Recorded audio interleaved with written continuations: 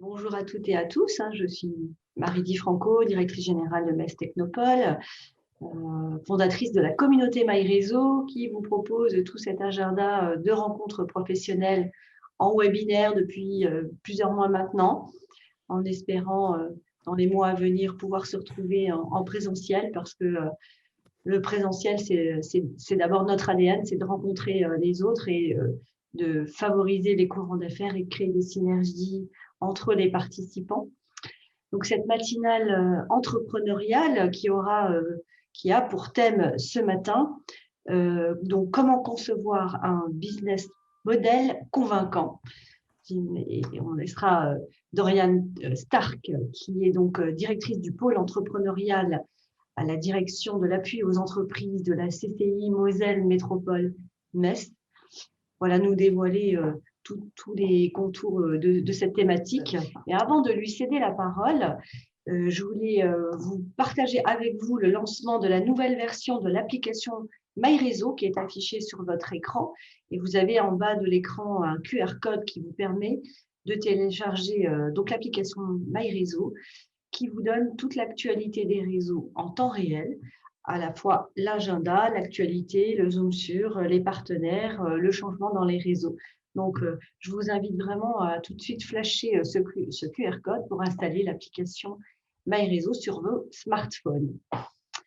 Voilà pour cette petite introduction et je vais céder la parole à Dorian Stark. Dorian, c'est à vous. Merci. Merci beaucoup Marie. Tout d'abord, avant de démarrer, en fait, je souhaiterais tout d'abord vous remercier MES Technopole, vous remercier Marie, ainsi que toute votre équipe pour cette invitation que j'ai plaisir à animer. Donc, je me présente très rapidement, donc Dorian Stark, dont je suis responsable du pôle entrepreneuriat à la CCI de la Moselle. Donc, juste un petit mot sur le rôle en fait du pôle entrepreneuriat. Donc au sein de ce pôle, en fait, ce pôle regroupe deux services. Donc un premier service que vous connaissez certainement, qui est le centre de formalité des entreprises. Donc simplement pour rappel, le CFE, donc c'est le service qui est en charge des formalités pour les entreprises. Donc les formalités, ça comprend les immatriculations, mais ça comprend aussi les modifications et les radiations d'entreprise.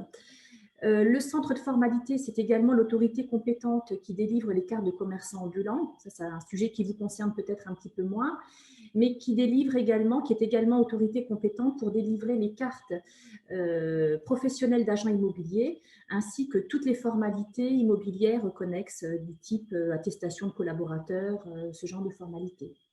Et puis, une autre information que vous connaissez peut-être moins, c'est que le centre de formalité des entreprises délivre également des certificats électroniques. Et la marque que nous proposons est la marque Chambersign. Voilà, donc la plupart des entreprises, de plus en plus, ainsi que les collectivités, ont besoin de certificats électroniques pour répondre à des appels d'offres, pour réaliser un certain nombre de formalités en ligne. Voilà un petit mot rapide concernant le CFE. L'autre partie du pôle entrepreneuriat, eh bien, c'est le service création, reprise, transmission d'entreprise et qui accompagne également les jeunes entreprises. Donc, les jeunes entreprises sont les entreprises de moins de 3 ans. Donc, au sein de ce service, donc, nous avons une équipe de conseillers dont le métier est la délivrance d'informations, mais également l'organisation de réunions de sensibilisation, mais également des formations et l'accompagnement à la création et à la reprise d'entreprise. Donc, au sein de ce service, nous avons également une équipe qui est dédiée à la cession d'entreprise.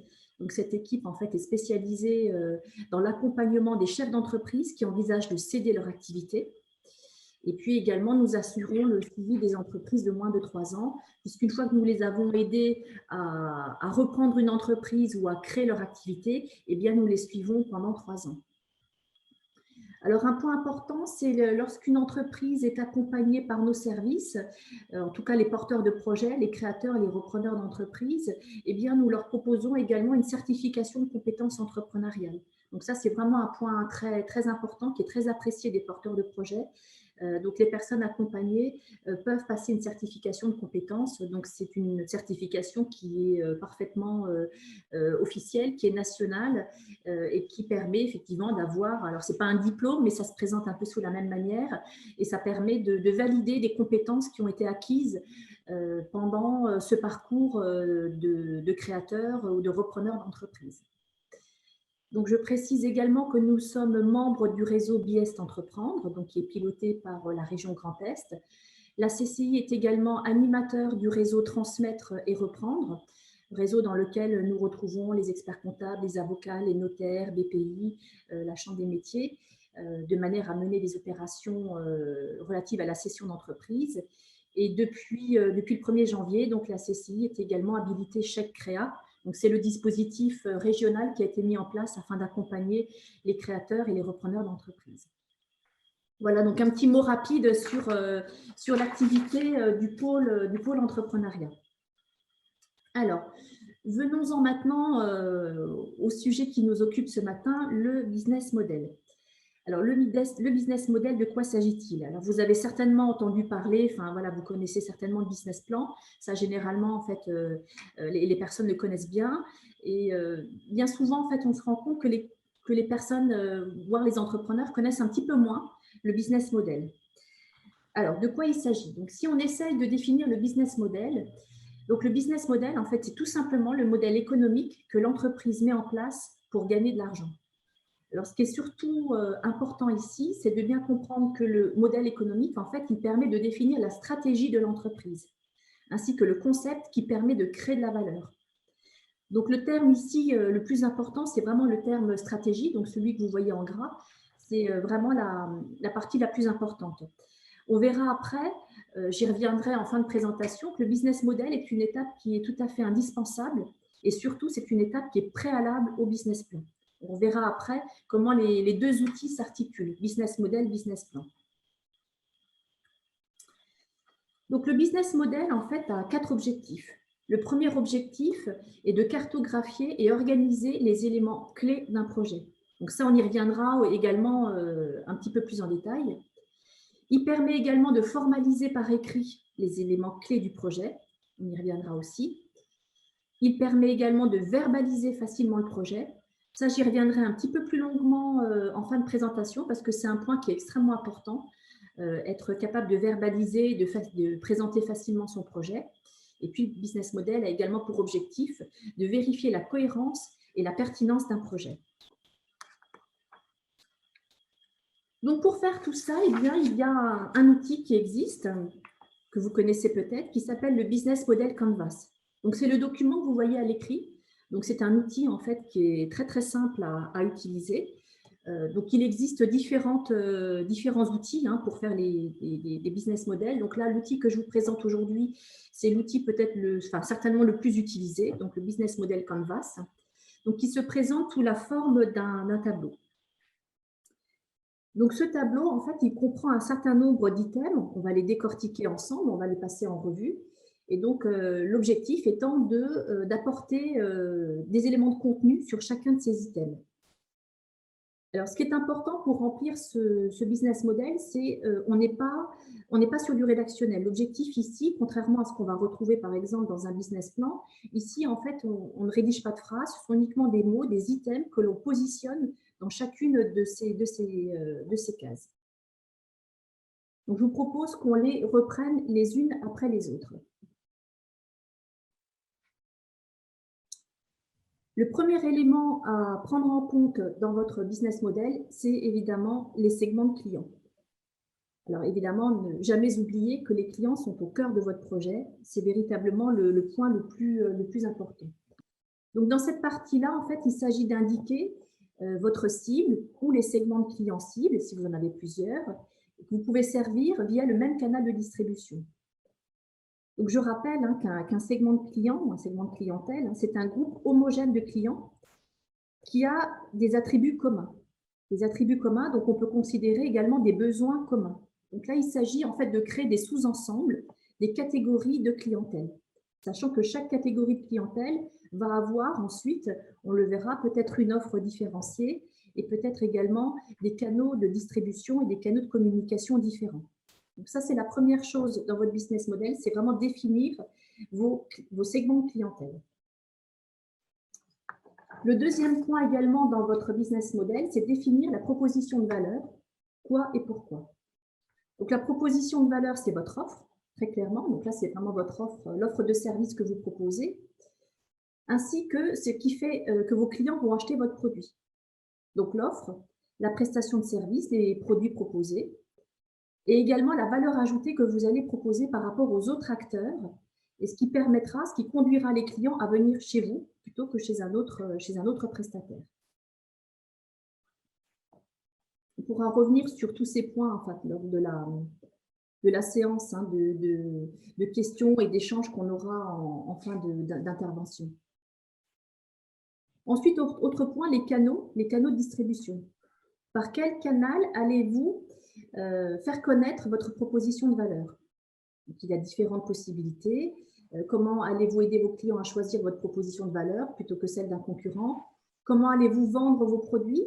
On est plutôt sur un format de vente en ligne, sur un point de vente, sur du négoce, de la vente en gros, de la vente au détail ou de la production en petite série. Et quel système de service après-vente vous allez mettre en place? Quels seront notamment vos points de contact avec vos clients? Donc ça également, on y reviendra en fin de séance. Autre point très important dans le business model, c'est la relation, le mode de relation que vous allez établir avec vos clients. Par quel moyen de communication vous allez en fait toucher vos clients? Donc ça, le canal de communication, il est évidemment très lié à la segmentation client, puisque en fonction de la segmentation client, vous n'allez certainement pas choisir le même canal de communication. Donc là, à titre d'exemple, le canal, ça peut être un service, la relation que vous allez proposer avec vos clients, ça peut être un service individuel, ça peut être un service collectif, ça peut être aussi, pourquoi pas, un service complètement automatisé, ça peut être aussi une communauté, c'est ce que d'ailleurs MyRéseau fait très bien. Ça peut être aussi, c'est un petit peu plus délicat à mettre en œuvre, un petit peu plus complexe, mais ça peut être aussi un système de co-création avec ses clients. Donc ça, c'est un système qui va déjà un petit peu plus loin. Ça peut être aussi du self-service. Enfin voilà, tout est imaginable. Ensuite, toujours dans le business model, une question également importante, c'est définir vos ressources clés. Avec quoi vous allez travailler, avec quoi l'entreprise va fonctionner. Donc là, il s'agit vraiment d'identifier les ressources clés, donc celles qui sont vraiment indispensables au fonctionnement de votre activité. Donc il peut s'agir de locaux, il peut s'agir de matériel, de machines, de fonds financiers, de ressources humaines, de compétences particulières, d'un logiciel ou de plusieurs logiciels, de marques. Donc ces ressources peuvent être assez variées. Surtout, ce qu'il faut, c'est identifier les ressources clés. Donc la question à vous poser, c'est si vous n'avez pas cette ressource, est-ce que vous pouvez faire fonctionner l'entreprise? Si la réponse est non, eh bien, effectivement, il s'agit bien d'une ressource clé. Si la réponse était oui, donc si vous pouviez vous passer de cette ressource, eh bien, on ne serait pas en présence d'une ressource clé, on ne l'indiquerait peut-être pas dans le business model. Voilà, donc là, on se concentre vraiment sur l'essentiel. Ensuite, toujours dans le business model, on va également définir les activités clés. Donc, quelles sont les activités qui sont parfaitement indispensables au fonctionnement de votre entreprise? Donc, selon l'activité, vous imaginez bien, enfin, selon l'activité exercée, les activités clés sont très différentes. Ça peut être une activité de production. Il peut s'agir d'une activité de logistique. Par exemple, pour un site qui propose de la vente en ligne, la logistique est indispensable. Il peut s'agir également d'ingénierie, il peut s'agir également de la gestion d'un site web. Donc là, la question reste toujours la même. C'est si vous n'exercez pas, si vous ne prévoyez pas cette activité clé dans votre entreprise, est-ce qu'elle peut fonctionner? Donc, toujours la même question. Et si la réponse est non, donc il s'agit bien d'une activité clé. C'est une activité, donc dans ce cas, effectivement, indispensable au fonctionnement de l'entreprise. Et donc, il faut l'expliquer, il faut la présenter dans votre business model. Ensuite, autre point, les partenariats clés. Avec qui vous allez travailler. Donc là, je pense que je ne vais rien vous apprendre, mais on réussit rarement seul. Donc, généralement, on s'entoure de partenaires. Donc, les partenaires, ce sont les intervenants stratégiques du projet. Ça peut être des fournisseurs clés, il faut effectivement les concevoir comme des partenaires. Ça peut être également des partenaires bancaires, des partenaires qui peuvent également intervenir en termes de prescription et qui peuvent orienter des clients vers votre offre de service. Donc, tout ça, c'est effectivement très important. Parfois, les partenaires, ça peut être également des clients. Donc, posez-vous donc toujours la même question. Si vous n'avez pas ce partenaire, est-ce que l'entreprise peut fonctionner? Donc, le principe est toujours le même. Si l'entreprise ne peut pas fonctionner sans ce partenaire, eh bien, effectivement, il s'agit toujours d'un partenaire clé, donc indispensable, et qu'il faut prévoir dès l'origine dans votre business model, dès l'origine de la préparation de votre projet de création ou de reprise d'entreprise. Là, pour l'instant, je vous parle beaucoup de création et de reprise d'entreprise, mais on verra également un petit peu plus tard que le business model, c'est également un outil qui s'adresse aux entreprises qui sont déjà installées et pas uniquement aux entreprises en phase de création. Ça, j'y reviendrai un petit peu plus tard.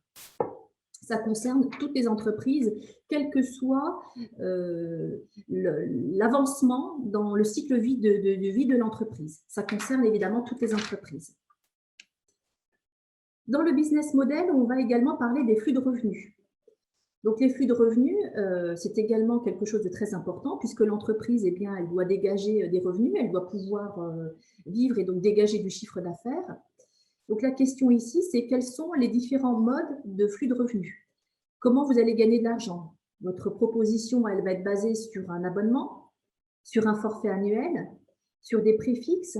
Est-ce qu'à chaque fois, ça peut faire l'objet d'une négociation? Un prix différent par cible? On peut imaginer par exemple des tarifs spécifiques pour des étudiants, des tarifs spécifiques pour des seniors. Enfin, voilà, un certain nombre de choses sont possibles. Ça peut être également des prix en fonction des enchères.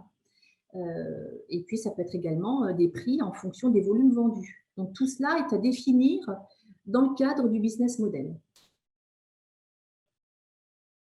Et puis, dans le business model, on va également, puisqu'on parle de revenus, eh bien, on va également parler de coûts. Donc, cet aspect-là est également à prendre en compte dans le business model. Donc, quels sont les coûts les plus importants pour votre entreprise? Quelles sont les activités les plus coûteuses? Quelles sont les ressources les plus coûteuses? Votre modèle est-il plutôt axé sur les coûts ou axé sur la valeur? Donc, tout ça fait partie des questions qui seront effectivement à définir dans le cadre de votre business model. Donc, ça, on pourra également y revenir en détail lors de nos échanges. Donc, vous voyez, le business model, en fait, si on revient rapidement en arrière sur ce document, donc là, je reviens sur la synthèse. Donc, c'est un document, en fait, finalement, qui est assez simple à compléter, mais qui prend du temps. Voilà, il ne faut pas sous-estimer le temps que ça prend. Je précise également, on y reviendra après, que généralement, lorsqu'on est au stade du business model, généralement, on n'a pas encore établi d'études financières prévisionnelles. Donc, il ne s'agit pas ici d'indiquer des chiffres extrêmement précis. Généralement, l'étude financière n'est pas encore réalisée. Et l'étude de marché, elle peut être démarrée, mais elle est rarement finalisée. Donc là, on définit vraiment uniquement la stratégie. On n'est pas encore dans une démarche, je dirais, complètement opérationnelle. Donc, c'est une étape qui peut prendre du temps, donc il faut effectivement la soigner, mais c'est surtout une étape préalable au business plan. Alors, au sein de la CCI, ce que nous proposons aux personnes que nous accompagnons, donc nous accompagnons donc les personnes au montage du business model, et ce que nous proposons à toutes les personnes qui travaillent avec nous sur leur business model, c'est de passer en crash test entrepreneur. Donc, on organise 1 à 2 crash tests par mois. Donc, maintenant, ça fait quelques années en fait que ce dispositif existe. Hein, donc, c'est une marque que nous avons déposée. Donc, le crash test entrepreneur, c'est un petit comité d'experts qui rencontre les porteurs de projets. Donc, les porteurs de projets viennent. Ils ont 5 minutes pour se présenter et présenter leur projet. Et ensuite, s'ouvre une phase d'échange d'à peu près 40 à 45 minutes avec le porteur de projet, de manière un petit peu à le challenger sur son projet, à lui poser un certain nombre de questions. Et l'objectif global étant vraiment d'identifier les points qui méritent peut-être d'être travaillés, d'identifier des points de vigilance, mais aussi, et ça c'est très important, c'est aussi d'identifier les points forts et les points positifs dans le cas du projet entrepreneurial. Donc, de faire prendre conscience également des points forts, parce qu'on se rend compte que parfois les porteurs de projets que nous accompagnons sont parfois assez humbles et parfois ont peut-être tendance à ne pas suffisamment mettre en valeur leurs points positifs, leurs points forts. Voilà. Donc, on s'attache également à souligner les points positifs des projets que nous accompagnons. Voilà, donc ce crash test, nous en avons eu encore un vendredi dernier, un deuxième qui se prépare. Voilà, donc c'est à peu près 1 à 2 par mois, et c'est quelque chose voilà, qui fonctionne assez bien. Donc nous avons toujours dans ce petit comité un expert comptable, un banquier et la CCI, voilà, qui accueille avec vigilance les porteurs de projets. J'insiste sur le terme vigilance parce que le terme crash test entrepreneur peut faire un petit peu peur, mais voilà, donc c'est vraiment un petit comité qui est parfaitement bienveillant vis-à-vis des porteurs de projets. Voilà, donc si des personnes sont intéressées, n'hésitez pas à nous contacter. Concernant les outils, donc je vous ai montré le Business Model Canvas, donc c'est quelque chose que vous pouvez retrouver sur Internet, hein, c'est quelque chose qui est en ligne et qui est accessible à tout à chacun. Je souhaitais également porter à votre connaissance ce site Internet, donc CCI Business Builder, business-builder.cci.fr, qui est une plateforme d'accompagnement en ligne à la création et à la reprise d'entreprise. Alors cette plateforme, elle peut également être très utile pour les entreprises qui sont déjà installées, qui peuvent avoir moins de 3 ans, ou des entreprises qui sont en phase de développement. Et sur cette plateforme, vous allez pouvoir retrouver un certain nombre de services. Donc, vous allez pouvoir réaliser sur cette plateforme des tests de positionnement. Donc, ce sont des tests, alors il y en a plusieurs, il y en a 4 qui sont proposés. Donc, ce sont des tests qui sont vraiment très, très bien faits, qui vous permettent notamment d'évaluer vos compétences entrepreneuriales. Donc, ce sont des tests qui ont été travaillés avec des psychologues du travail qui sont très complets. Donc, il suffit en fait de créer un compte. Vous pouvez passer les tests en ligne et vous recevez ensuite une synthèse. Donc, ce sont des synthèses qui sont vraiment très, très complètes, très détaillées, qui sont assez fines. Donc, qui peuvent prendre plusieurs pages. Enfin, ce sont des tests généralement qui sont très, très appréciés et qui restent évidemment confidentiels. Sur ce site, vous allez également retrouver de l'information sur l'entrepreneuriat. Et puis, vous allez également pouvoir sur ce site créer votre business model. Donc, vous allez pouvoir en fait créer votre business model tel qu'on vient de le voir et le compléter au fur et à mesure de l'avancement de votre projet. Et vous êtes guidé dans la démarche. Donc, ça, c'est très, très intéressant. Vous allez également ensuite pouvoir monter votre business plan en ligne. Donc, je rappelle que ça peut être très utile évidemment pour les porteurs de projets, mais aussi pour les entreprises en développement. Monter votre business plan en ligne. Et à travers ce site, vous pouvez également bénéficier d'un accompagnement en ligne. Donc, cette plateforme, CCI Business Builder, donc c'est un outil des chambres de commerce et d'industrie de France. Donc, il est utilisé à travers toute la France. Et aujourd'hui, en fait, nous proposons systématiquement un accompagnement en ligne. Donc, les personnes créent leur compte.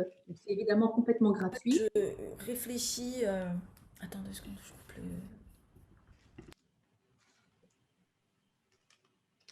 le. Quelqu'un souhaitait prendre la parole? Non? Je continue. Donc, cet outil donc, est à votre disposition. Il est évidemment gratuit. Vous pouvez créer un compte sur ce site et accéder à l'ensemble de ces services. Et si vous le souhaitez, un conseiller de la CCI peut être votre référent et il pourra avoir accès à votre dossier et il pourra interagir avec vous sur votre projet. Donc, notamment, il pourra mettre des commentaires que vous pourrez identifier facilement puisqu'ils seront présents dans une autre couleur. Il pourra déposer des post-it, vous demander de retravailler telle ou telle partie. Et il y a également un chat en ligne qui vous permet également donc d'échanger facilement avec votre conseiller référent. Voilà, donc n'hésitez pas à utiliser ce site qui est très bien fait, qui est à votre disposition. Donc, le business model, une fois que vous l'avez défini, une fois qu'il est prêt, on a vu parmi les objectifs de ce business model, un des objectifs était notamment de verbaliser facilement votre projet. Alors ça, c'est vrai que c'est un point important parce que bien souvent, pour vous, en fait, les choses sont très claires. Vous avez travaillé sur votre projet, vous les avez formalisés. Mais de là à passer à une phase orale, parfois, c'est un petit peu moins évident et ça nécessite quand même un travail de préparation. Et c'est ce qu'on appelle, vous en avez certainement déjà entendu parler, c'est ce qu'on appelle le pitch. Donc, comment préparer votre pitch? Donc, le pitch, c'est l'explication succincte de votre activité. Alors, la difficulté, en fait, du pitch, ça vient du fait qu'effectivement, il faut faire comprendre ce que vous faites en quelques phrases. Par définition, le pitch, ce n'est pas un temps de parole qui va être très long. Ce n'est pas un temps de parole de 10 minutes ou d'un quart d'heure. Par définition, le pitch, c'est une séance relativement courte et dans laquelle vous expliquez, vous présentez votre activité. Donc, je vous propose de vous présenter quelques méthodes, quelques techniques qui peuvent vous permettre de vous aider à réussir votre pitch. Alors tout d'abord, la première chose à soigner, c'est votre accroche. Voilà, donc les premières secondes, lorsque vous démarrez votre pitch, les premières secondes sont tout à fait essentielles. Et c'est vraiment à ce moment-là que vous allez en fait pouvoir capter l'attention de votre interlocuteur. Donc on vous conseille effectivement de démarrer par une accroche. Alors cette accroche, en fait, elle peut être de différentes natures. Ça peut être par exemple une question que vous allez poser à votre interlocuteur. Si par exemple vous avez un projet où votre activité elle est en relation avec les animaux de compagnie, vous pouvez par exemple commencer votre accroche par avez-vous un animal de compagnie? Voilà, donc ça vous permet tout de suite de capter l'attention de votre interlocuteur. Vous pouvez aussi commencer votre accroche par une statistique qui peut être très percutante. Par exemple, pour des personnes qui travaillent sur des projets de sites internet, ça peut être par exemple 92% des visiteurs d'un site web ne reviendront jamais. Voilà pourquoi l'e-marketing est fondamental. Voilà, ça peut être aussi ce type d'approche. Donc généralement, on commence par ça, par cette accroche. Ensuite, on enchaîne avec le pourquoi et le qui. Donc pourquoi ce projet et qui est la cible de ce projet, à qui s'adresse ce projet. Donc quel est le client, quelle est la finalité du projet. Et puis, ce qui est important aussi, c'est de bien mettre l'accent sur l'adéquation entre vous et votre projet. Pourquoi est-ce que vous portez ce projet et quelle est votre vision et quel sens vous donnez à ce projet. Toujours sur quelques conseils pour réussir votre pitch, expliquez effectivement la valeur de votre offre. Bien mettre en avant ce qui va différencier votre offre, ce qui va la rendre différente des autres offres qui sont déjà présentes sur le marché, et l'avantage que vous avez sur les autres acteurs. Donc, il s'agit également de vous vendre dans ce pitch. Mentionnez les partenaires avec lesquels vous travaillez. Ça, on en a déjà parlé dans le business model. Vous voyez qu'on retrouve en fait les mêmes items ici. Donc, toujours mentionner les partenaires, parce que comme je l'ai dit précédemment, on réussit rarement seul. Donc, ça, c'est important de parler des personnes et de l'équipe qui vous entoure. Et également indiquer comment vous comptez gagner de l'argent. Donc là, on est toujours dans le business model. Et indiquer aussi où vous en êtes dans votre projet, ce qu'il vous reste à faire pour réussir. Donc ça, c'est important également de conclure sur cette partie-là, donner une perspective à votre projet et préciser quel est l'état d'avancement de votre projet.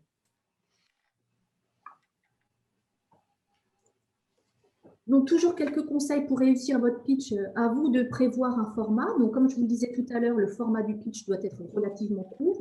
Alors, ça peut être un format de 30 secondes. Donc, ça dépend du contexte dans lequel vous serez amené à présenter votre projet. Alors, 30 secondes, c'est quand même très, très court.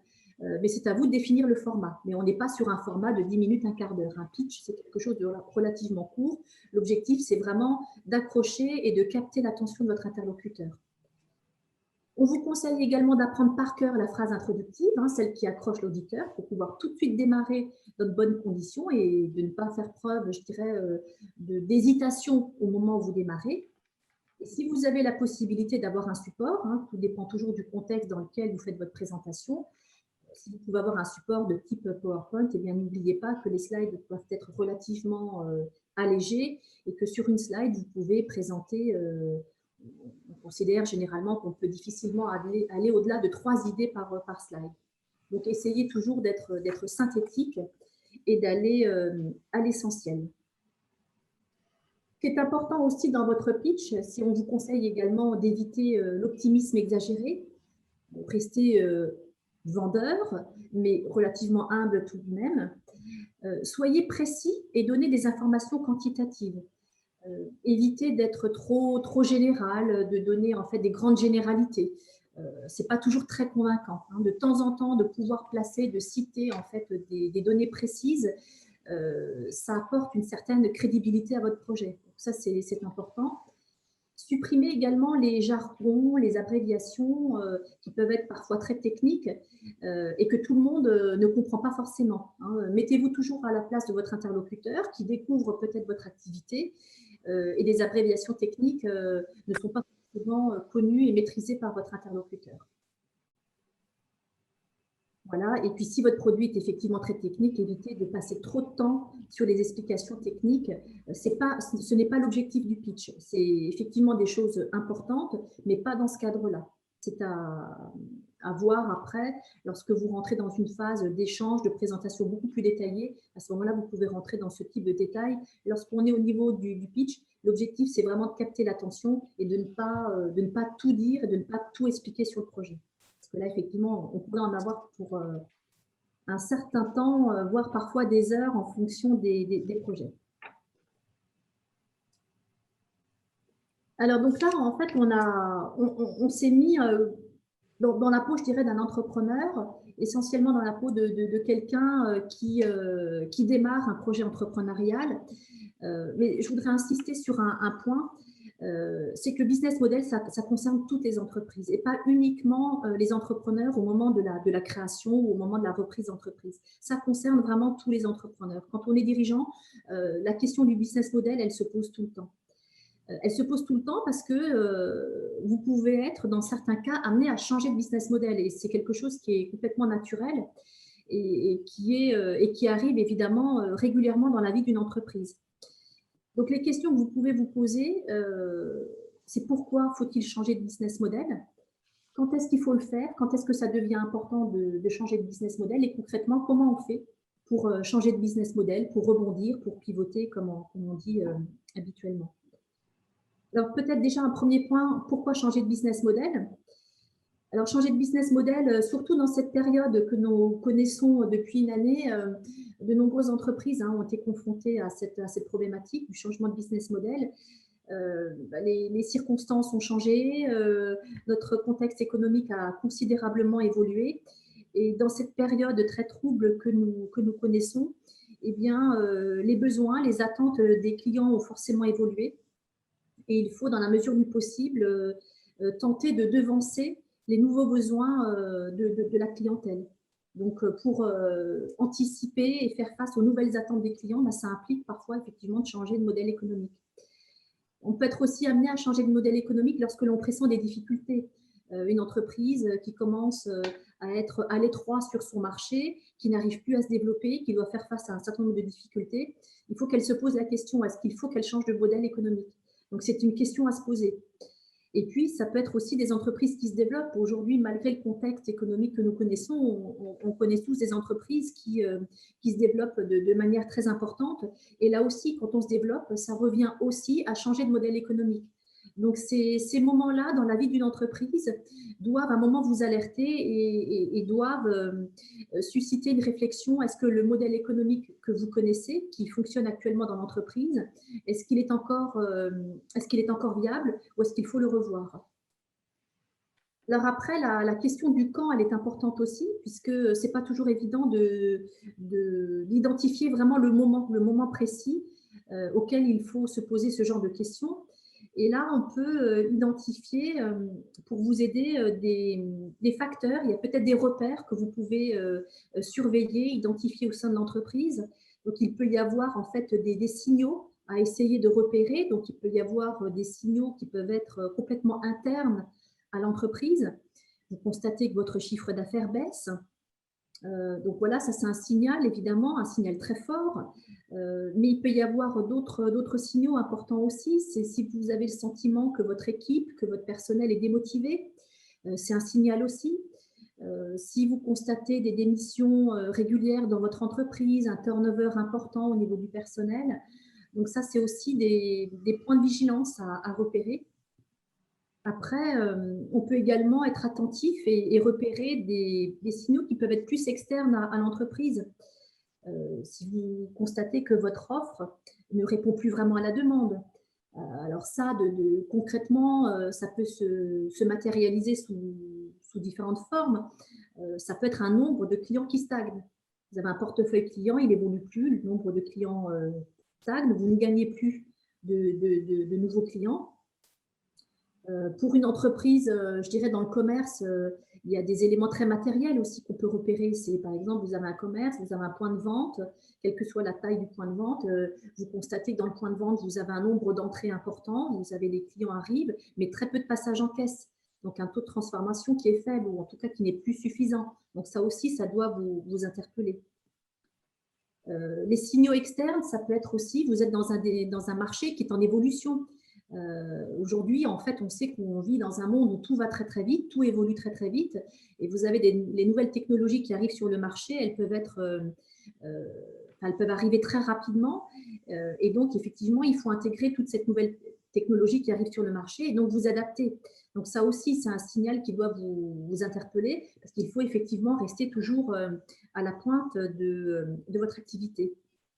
Après, ça peut être également d'autres signaux. Par exemple, vous êtes dans une activité de service, vous faites régulièrement des devis, mais les devis ne se transforment pas. En fait, ils ne sont pas acceptés par les clients. Donc là aussi, il faut vous poser des questions. Qu'est-ce qui se passe? Je fais des devis, mais les clients ne les acceptent pas. Donc là, c'est très simple. Il s'agit d'appeler les clients et demander pourquoi l'offre ne les a pas convaincus. Voilà, des choses très, très simples à mettre en place. C'est pareil également, si vous êtes dans les domaines des services, vous répondez à des appels d'offres, mais en fait, vous ne les remportez pas.